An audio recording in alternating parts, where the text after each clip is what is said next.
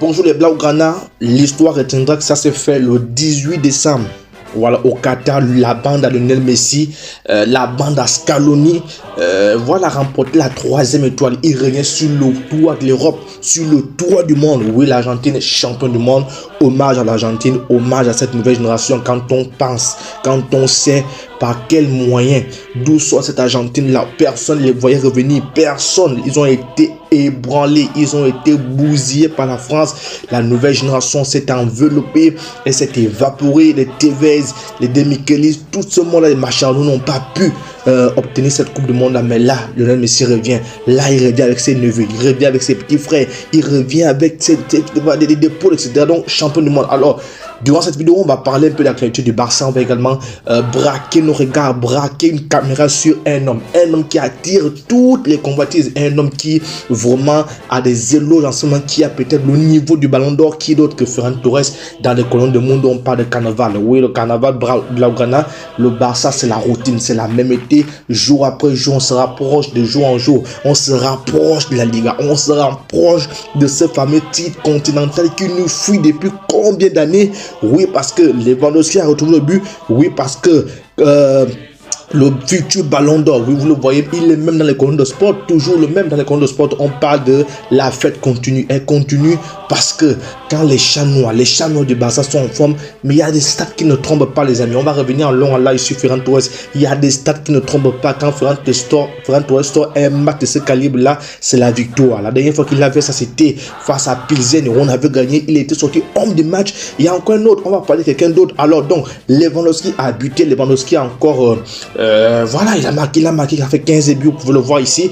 Voilà, Benzema se rapproche un peu parce que Lewandowski a eu 3 matchs sans jouer, sans compter les pénaltys que Benzema tire chaque dimanche. Donc c'est vraiment de la folie totale. Voilà, donc bref, j'espère qu'il sera, voilà, c'est mon souhait qu'il soit vraiment le pichichi de cette Liga, le pichichi de la Liga, parce qu'il le mérite, mais il y a encore beaucoup à faire. Mais sinon, il a remis la machine en place. J'ai dit à Lewandowski, c'est comme un branchement la machine, il l'a branché. Alors, voici une nouvelle que moi je ne comprends pas trop. On nous dit que Pavard, vous savez que Pavard et Lewandowski ont un même agent. Donc l'agent de Pavard était à Barcelone pour discuter du contrat de son poulet. Donc il sera à Barcelone l'année prochaine. Moi je ne kiffe pas ce type là. Pavard, il faut te respecter. Pavard, tu ne joues plus. Pavard, à un moment donné, toi tu aimes les bagarres. On sait qu'au Barça, nous on n'aime pas ça. Tu vas en clash avec les arbitres, tu vas en clash avec les coachs, tu vas en clash avec les présidents. J'espère sûrement que tu ne viendras pas faire ça. Dis-moi en commentaire, toi, est-ce que tu kiffes Pavard comme latéral droit? On cherche les vrais latéral droits, on nous amène les Pavards. Donc, si le Barça est leader de la Liga, c'est aussi en partie à cet homme-là. Oui, le mur. Oui, le mur de Berlin encore frappé très fort, très fort. Marc-André ter Stegen est une vraie muraille. C'est le Spider-Man du Barça. Il n'encaisse que presque pas de buts. J'ai l'impression que lui, même sans la défense, il peut jouer. Il peut jouer parce qu'on pense qu'il est nul. Mais quand il est sollicité, je vous assure qu'il répond. Alors donc, je veux rendre mes hommages à Sergio Roberto. Je l'ai souvent critiqué ici. Moi, je l'appelle le chat noir. Le chat noir, quand le chat noir fait une bonne prestation, il faut le dire. Voilà, la dernière bonne prestation que je me rappelle du chat noir, c'était la remontada face au PSG. Mais hier, il nous a sauté un match de masterclass, un match de Ballon d'Or dont il est en concurrence avec Ferran Torres.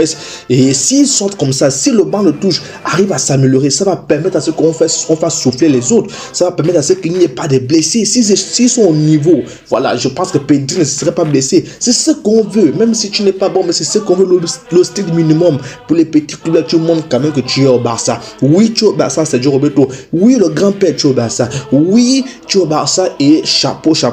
Et je ne sais pas jusqu'à quand.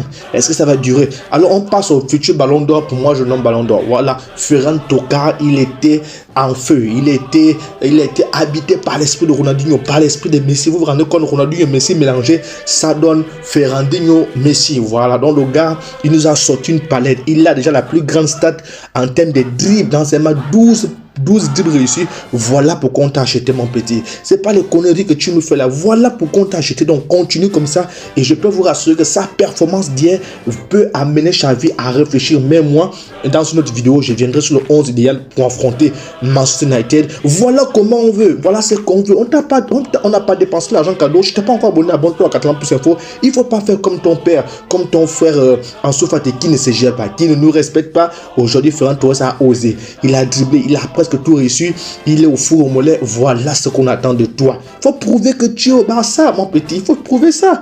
Mais il faut de la constance. Abonne-toi, je ne t'ai pas encore abonné. On se dit à plus, ciao.